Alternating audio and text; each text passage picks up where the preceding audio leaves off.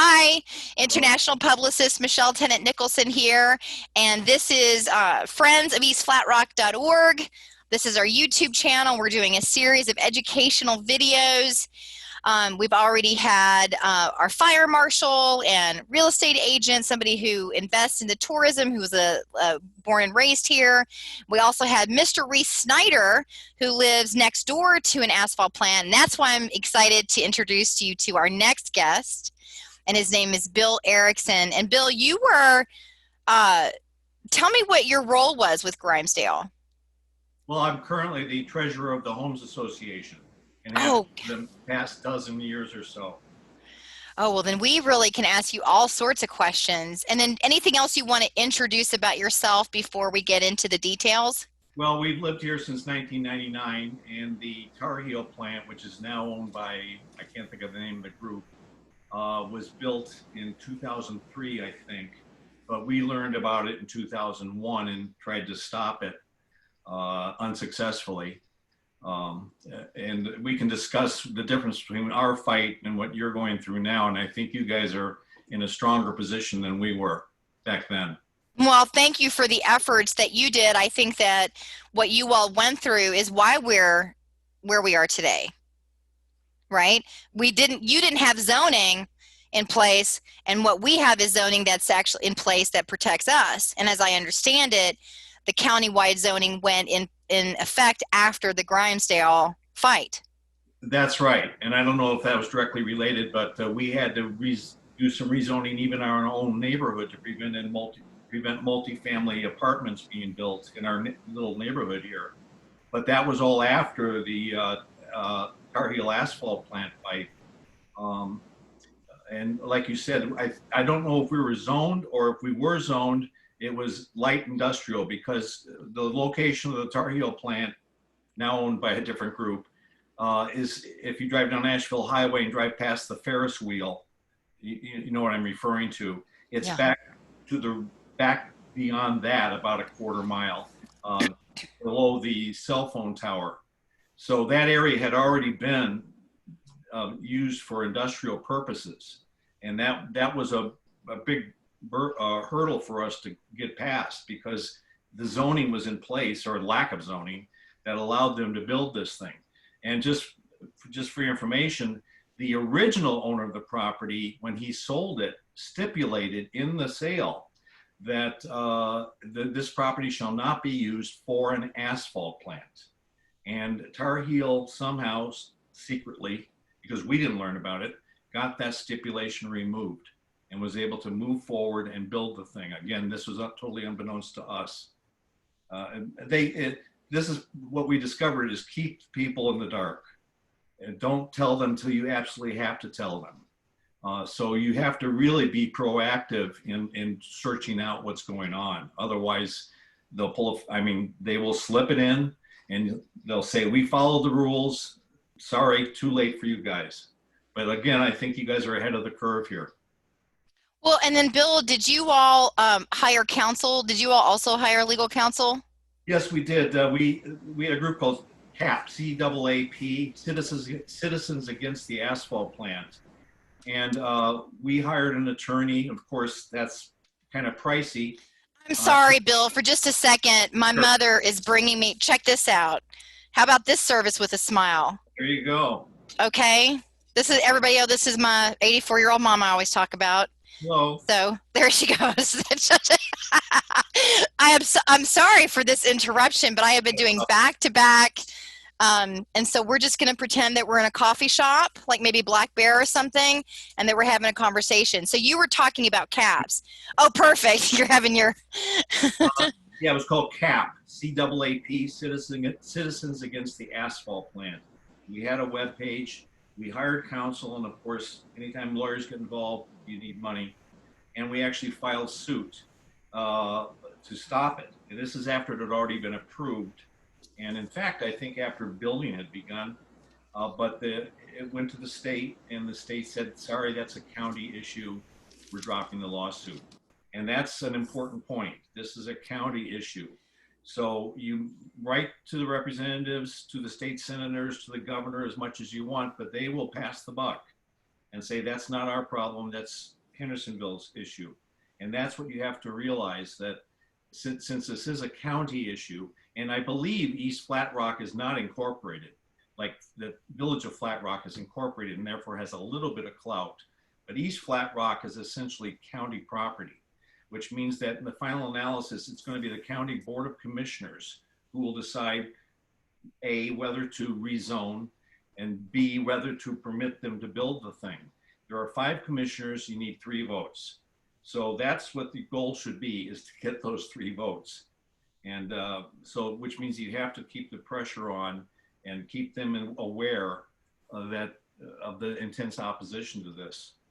Well, an interesting, we can talk about what's just happened and get your advice on that. But I think before, well, let me just go ahead and tell you that. I'm just like now, like what's the best course for this interview? They told, word on the street now is that it's land use only, and then they're referring us anything that's coming that's environmental or health or those types of concerns, which naturally a lot of our elderly people, that's their biggest concern because they're not going to move. This is their forever home. And they're saying that we have to go to Raleigh for those communications for environmental concerns, and that they're only going to deal with land use, which our legal counsel doesn't agree with that and is now pursuing that with the county attorney. Do you have anything to say about that? Yeah, actually, I think the Division of Air Quality, which is a state agency, is involved, and that the asphalt plant has to meet certain requirements in order to operate. And when we corresponded with them extensively. They're very nice people, and I think they're, you know, there's no secret agenda on their part, but I think they are going by the book. And eventually, and this was part of how the thing was finally built, is that the DAQ said what they're building is okay, and it will meet air pollution standards, or keep the air pollution minimized. And I heard in the radio today that the company that's building your plant is having a public meeting next week, August 8th, I think it was. Okay. I could be wrong about that. But it was an advertisement essentially saying that they're building a state-of-the-art facility. It's going to be the cleanest one ever built, et cetera. We were told the same thing. And well, it's not the cleanest thing in the world, as your rag from Reese shows. And again, to just remind you, he was interviewed on TV back during this battle. And he showed them on his patio lawn furniture the grime that was coming from the plant. So it's not just the fumes and the smell is there. It's the particulates. And those are the ones that's what people with respiratory issues really have to be concerned about. Thankfully, I don't have any, knock on wood, but I know people that have asthma and stuff, they suffered from it, or still do. Well, let me just address a few of the things that you just said. So this is this is from this morning. Barbara was over at Mr. Reese's house, and this is just from his back porch. This is on the top of the back porch. This is just from the asphalt plant today. Okay, so there you go. That's lovely. And then the other thing that you're talking about, and I just want to say this to our entire group: we are in the middle of a pandemic. And we cannot and will not put our elderly in harm's way by going into an office building to meet with the asphalt plant company. No, and it is an indoor meeting. That's correct. Yeah, and so we have ads also running on the radio station where you heard that, Bill, talking about how, you know, we have, it's called One of These Things Is Not Like the Other. And the kids are saying, what's that? You know, they identify the school down the street, the church down the street, a house next door. And then the asphalt plant, we took pictures of another asphalt plant in the area. I think the one by your house. And the kids say, one of these things is not like the other is the asphalt plant. It only makes common sense. Even young children, preschoolers get it, right? It just doesn't make sense to put that near Hillendale Elementary. and all the schools in this area, we're going to have 1,500 little lungs actually breathing all that plume in. So we're not as a group going to be attending those private meetings. So the pandemic's the first reason. The second reason is that they had their chance at the neighborhood compatibility meeting. And we made it a 4-hour meeting because we had a lot of questions, and most of the answers were met with silence. And you can just look at it and just see what our plight was, right? The lawyer and the applicant were off camera, and they put their engineer on camera, and most of our questions weren't answered. In fact, at one point the planning board said, we're going to have to assume that the silence to these questions mean that you're going to get back to us later, or what?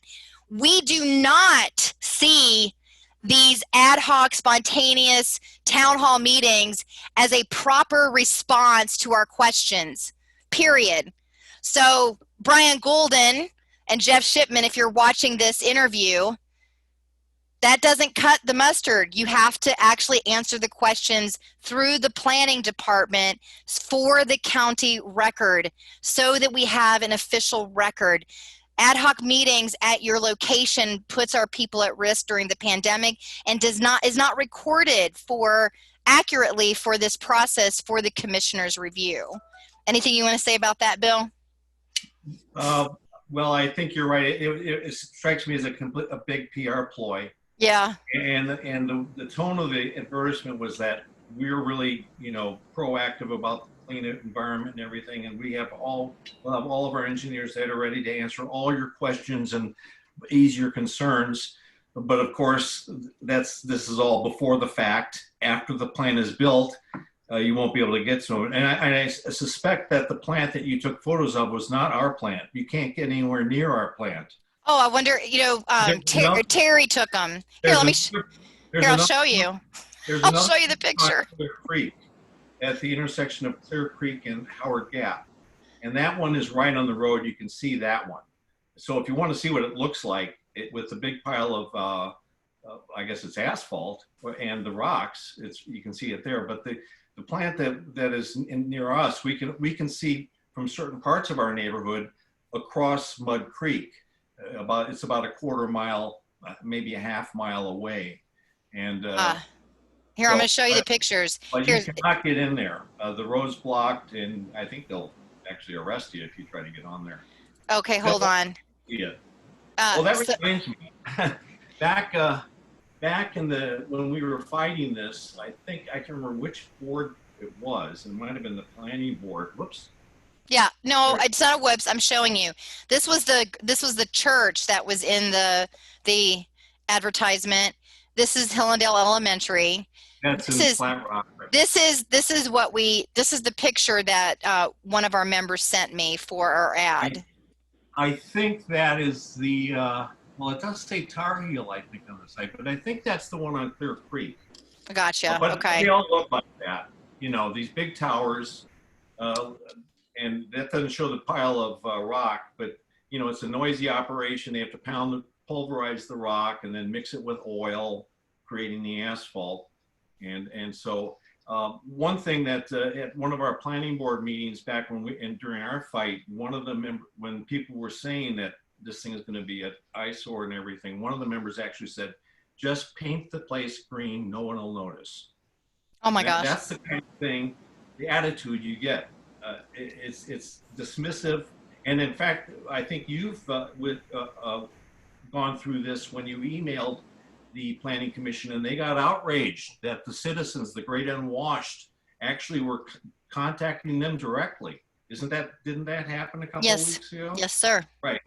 So it's very much that, we know best. You guys are just, Well, our lawyer had to contact the county lawyer to say, this isn't right, and this is not legal. And the county lawyer did instruct all government employees that are related to this and all elected officials that by law, they have to take our communications. So listen, I think that we weren't allowed to know about this until later.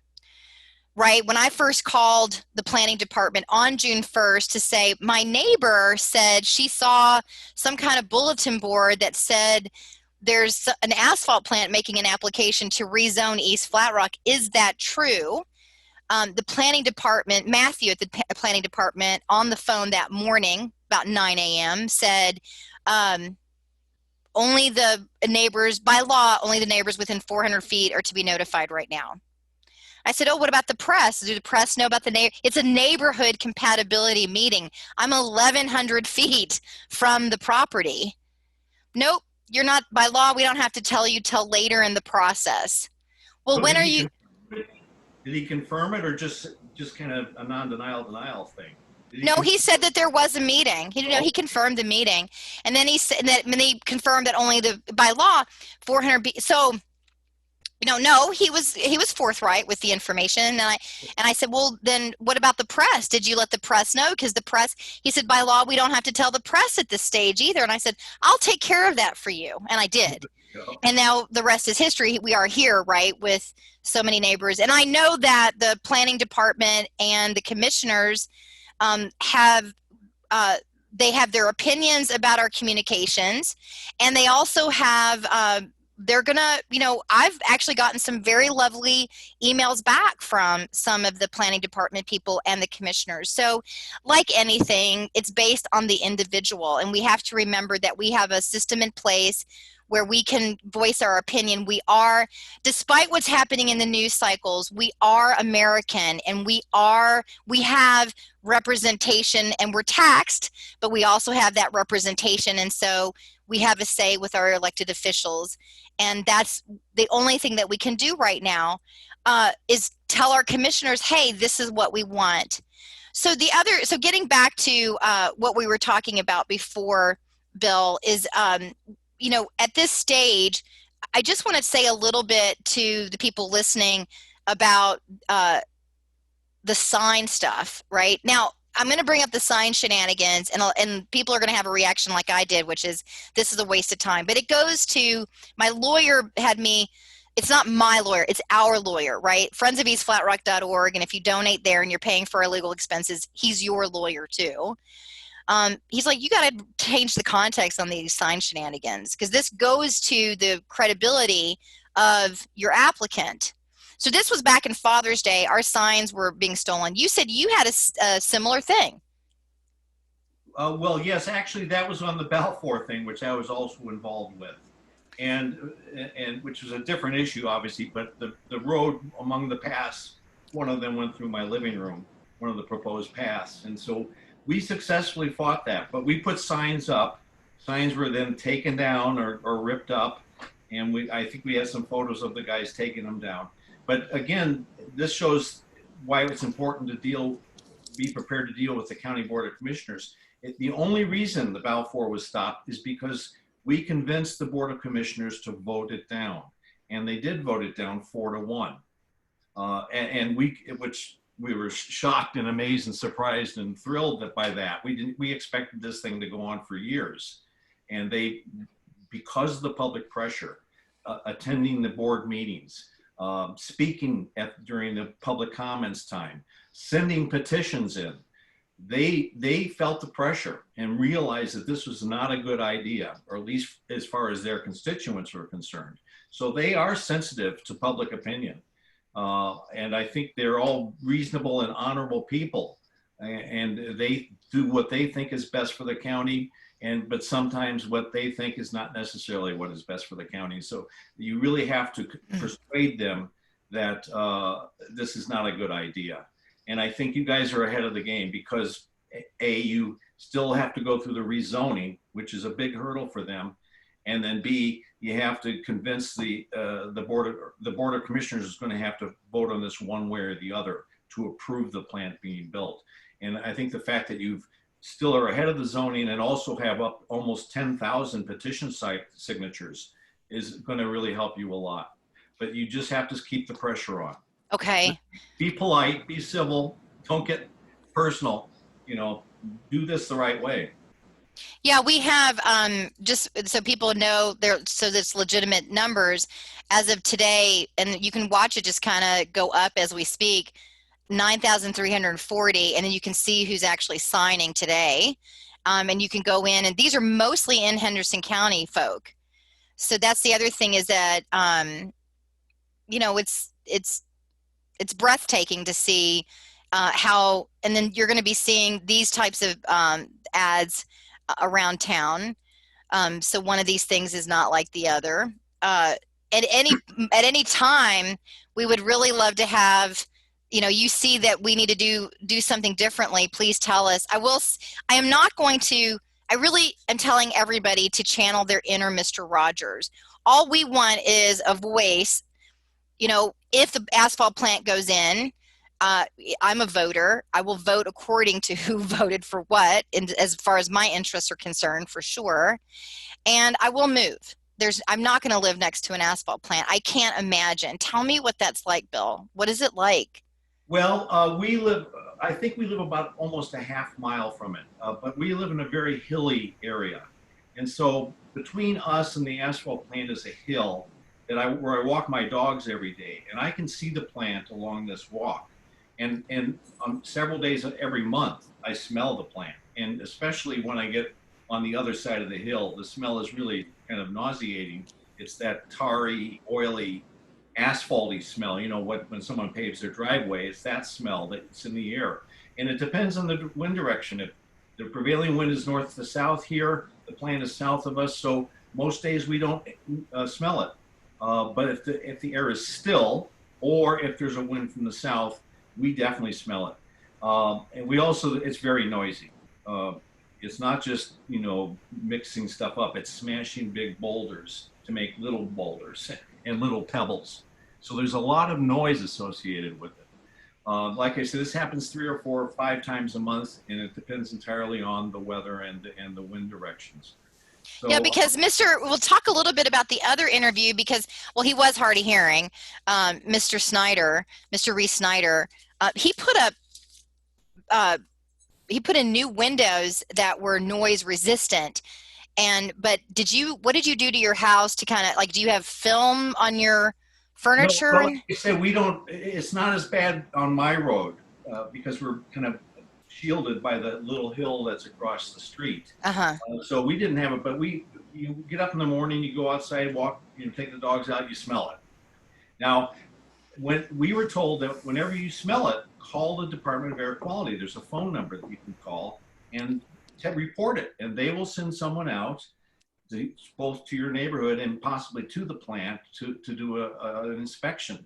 But of course, winds change. So maybe by 2 o'clock, when the guy finally shows up, the wind's gone the other way and there's no smell. They will respond, but to date has led to absolutely nothing. I don't think the plant has been told to curtail or cut back or anything.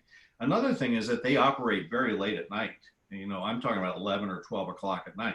Oh, really? That's terrible. I go to bed at 10. Yeah. So, and they do it. My understanding is that the optimum time for them to produce is when the temperature is above 50 degrees. So in the wintertime, it's not quite as bad, but on days like this, you're going to get it. And especially when they have a big load to deliver for, you know, repaving a road or doing I-26, which is obviously the reason they want to build this thing right there. They're telling us that that's not the reason. Okay. But I'll tell you, when they have to deliver a big load, they go like constantly. The noise is constant and the smells are worse. So there are peaks and valleys. Some days are good. Most days I have to say, honestly, most days are okay for us.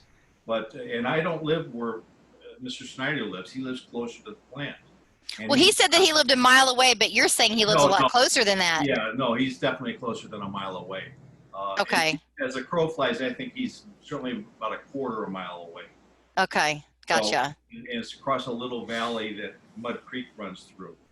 So, you know, it varies from day to day, but it's something that's there kind of every week, at least once.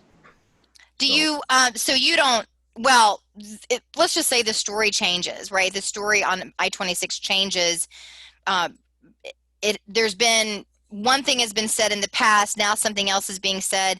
And can I ask you a question back to the signs? You said you had a photo of the people stealing the sign. We have 6 affidavits of eyewitnesses, including, and I'm just going to describe what the woman saw last week. There was a man that was balding with a mustache, and he was with a woman who was tall, slim, and had white or blonde hair. And I'm just going to say they identified the people who were the woman who was the eyewitness saw a picture, and it was the spokespeople who came from Tennessee from the headquarters. And they were the ones allegedly, supposedly, by this eyewitness, the ones stealing the signs. And I passed that over to Sergeant Clamser because we had pictures and whatnot. And we also have a picture of a license plate and a couple of people. But now the asphalt plant company is saying that their signs are stolen, but they don't have any eyewitnesses. And I'm like so over the sign shenanigans, and I'm just letting the police. But what do you think about all that? My goodness. Well, right? I think that's just going to happen, and I don't think there's anything much you can do about it. You just have to put them out, and we did, and we put a lot of signs out to stop the Balfour. And now there's the current fight over the 191 widening, which goes up to Mills River, and they also complain of signs being taken down along the road. So that's going to happen, and I don't know. And it really doesn't matter in the end whether they leave them up or take them down. That's right. The commissioners it doesn't matter on the final decision, and I don't think that's going to sway anyone to say, "Hey, I was for the plant, but now I'm against it because they're taking signs down." That's not going to happen. I know, but I was just so shocked. I was like, "You saw who?" And she's like, "That woman right there." And I'm like, I kind of liked that woman right there. She was talking about, she said she had asthma and she'd been around the asphalt plant company but that her asthma wasn't related. And I was like, well, I think I think everybody's entitled to their own opinion and their own voice, including Jeff Shipman and his spokespeople. I do request that everybody just follow the law. That would be nice if we would all do that. And I've not seen Jeff Shipman or his people or his spokespeople stealing signs. I've not personally seen that. My signs have been stolen. I go to bed and then the next night I come up and they're gone and I have to put them back out. It's just irritating more than anything, right? So whoever is stealing the signs out there, stop. It's so juvenile. And we're all adults here. I'm 51 next week. Give me a break. Let's talk about those inspections, because we have a response to an open letter in the Hendersonville Lightning going out next week as well. And one of the things that we talk about is regulations. And so that from what we can tell, there's only a visual inspection once a year. Do you know if they're inspected or not? Or I don't know. But my recollection is that there is some rule that says that the emissions can't go beyond the plant boundaries, which is absurd. Maybe I'm wrong about that rule, but clearly the emissions do go well beyond the boundary, and it depends on the wind. And again, we're in, I think, a hillier area than you are, so we have these little micro niches where it may be pouring down rain one place and blue skies a mile away. So you get these concentrations of the fumes in our little valleys, and that's what makes it particularly bad. But how about the water? We haven't had any problem with the water. The plant is built on Mud Creek, and one thing with it, they had to essentially dam up Mud Creek to build the foundation. It's a big concrete slab foundation, and that caused flooding in the area. That was directly related to building that foundation. Now, as far as the quality of the water is, I don't know. What consequences of the flooding happened for the homeowners? Well, there were homes that are down much closer, lower level to Mud Creek, and the water would come up onto their property. I don't think they ever had their basements flooded or anything like that, but it did have an impact. And again, the oil and stuff has got to go somewhere. I mean, I'm sure they have capture methods in place to prevent runoff and things like that, but you're going to have some. It's almost inevitable. What about the real estate? Since you are a homeowner association leader, did your property stuff go down? Well, at the time, everybody was very concerned about that. But we live in a neighborhood that is apparently in high demand, and with the boom now, the property value is pretty good. So I don't have any direct evidence that people lost property value as a result, but I don't really follow that. And it may be that people that live closer did have a problem. So Well, again, what we're being told now, I just heard from a real estate agent this morning. People are not, people who were looking to move in this area, both in Henderson County and Polk County, Saluda. Uh, that they're like, I'm not gonna purchase property here while this asphalt plant thing is taking place. well, So until that's a good point. My understanding is that realtors are required by law to reveal these things, and sometimes the ethical ones will do it. Sometimes the unethical ones won't bother to mention it. But we do know that when this was happening, people who did say, "I'm not going to move in there with that asphalt plant," and also during the Balfour thing, houses just stopped selling in our neighborhood because it looked like we were going to get hit. And it's that kind of thing where it's the uncertainty beforehand that is also damaging. It's not just after the fact will people move in. So the fact that people are saying, when this is still going on, I'm not going to move there, that makes perfect sense. I wouldn't knowingly move from a nice place to another place that, guess what, there might be an asphalt plant there next year. That's just common sense and human nature. So, you've really weathered the storms, Bill, and so you give me a little bit of hope that, because literally before we found out about it was at the end of May. We've been really enjoying our home in the pandemic. It's quite a sanctuary here. And my husband looked at me, he goes, maybe this will just be our forever home, huh? Well, that's And how I'm we. like, yeah, I was like, yeah, I love living here. It is, I love the whitewater kayaking, the mountain biking, just Carl Sandburg, DuPont, the Green River. I love all of it. Every time I travel around the world, I can't wait to get back home, No, right? In our beautiful restaurants. I look at your life and I'm like, you know what? Well, you weathered it. So I have hope in the event that it doesn't go our way, but I really hope it goes our way. So any last minute advice for us that what else can we do? well, and let me say something more generally. Growth is inevitable. This is a very popular place. People move Naturally. here. And so with that, you're going to have development, new roads, things like asphalt plants needed to do that. It's a question of rational or reasonable growth and managed growth that really seems to be lost on a lot of civic leaders and businessmen. They think growth for the sake of growth is a good thing. No, reasonable growth is inevitable, and there's nothing you can do about that. But you can control it. You can make it so that it doesn't destroy the beautiful habitat and beautiful environment that we live in. So I would just say that again that you're ahead of the curve with the zoning, and also the fact that it has to go before the board of commissions, and just keep up the pressure and keep getting signatures because they pay attention to things like that.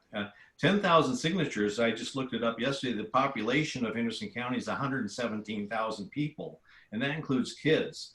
And so you're talking 10,000 grown-ups. So that's, you're pushing 20% of the adult population already opposed to this. And that's not insignificant. Yeah, I didn't even, yeah, good for us. That's a Yeah. great way to think about it. Yeah, we only got 2,500 or so signatures for the Balfour, and we were thrilled, and we know that had an impact. Good. Well, I also want to acknowledge, politics are a bummer for many of us today.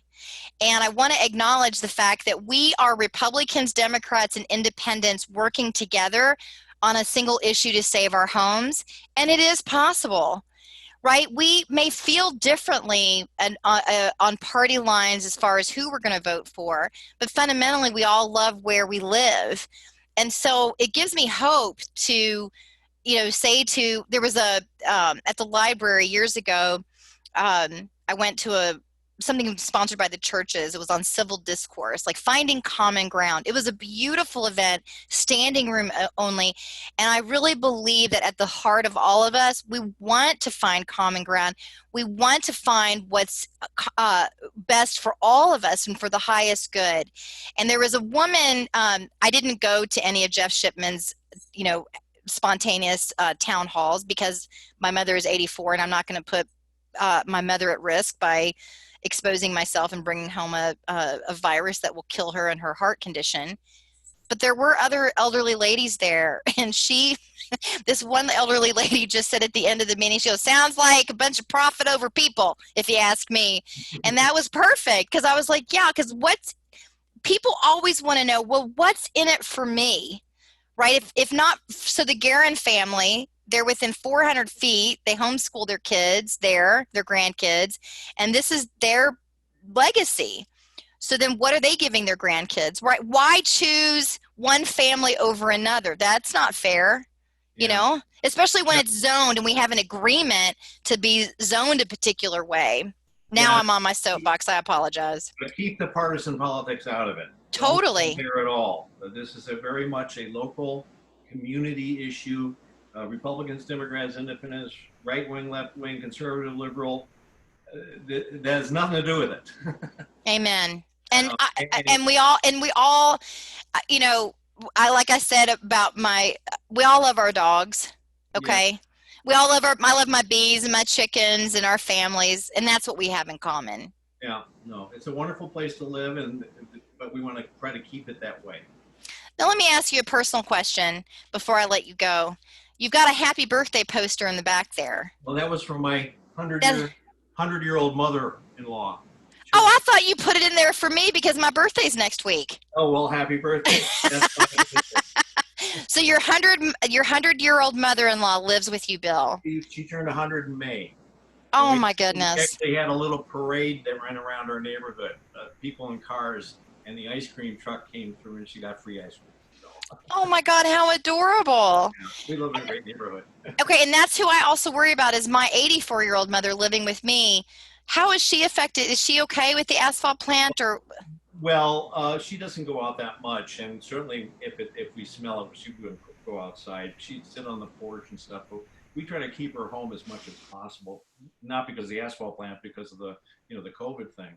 So I do all the shopping. My wife tries to stay home with her so that we keep the potential, contagion from getting into the house, and so we're very careful about that. Yeah, my mom has been spending most of her days are spent in our gazebo.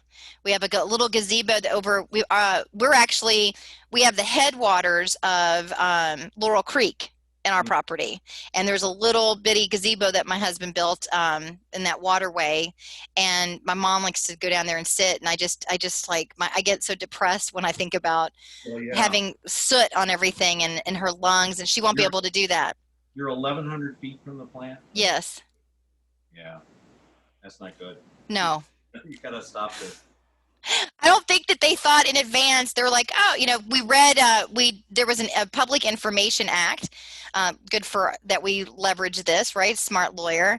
And we got these emails from the planning department that had some early communications between the engineers and the lawyers and Shipman's team and the planning department. And it said, how long does the process take? And because we want to push this through as quickly as possible. And we were like, oh my gosh, right? Like all these families affected, and we're going to push this through as quickly as possible. And I was like horrified. I was like, well, we're going to push the plant through as quickly as possible. Yeah, that's what the email said. Oh, sure. They want to do it, get it out. It took them, we started fighting in 2001, and it wasn't until 2003 that it was finally formally approved. So it was. Oh no, I don't want to be doing this for 2 years. Come on. That's why if you can get the commissioners to act early, before they have to make the final vote, they can just say, this is not going to work. Let's just kill it now. Put it out of its misery. So again, that's why you have to keep the pressure on. It's marathon, not a sprint. So. Okay, Bill, I really appreciate your time today. And this was a little longer than we had anticipated, but boy, we had a lot to talk about, and I appreciate your time with me, and I want to just invite you to contact me anytime if you see or hear anything that you feel like we should be doing differently or more of, okay? I'd be happy to, and feel free to call me if you have any questions about the background of our battle. Thank you. And everybody, you've done a great job so far, in my opinion. So. Thank you, Bill. And Bill is now part of our Facebook page group, so you can also tag him. Do you do Facebook or not at all? Every evening I get on.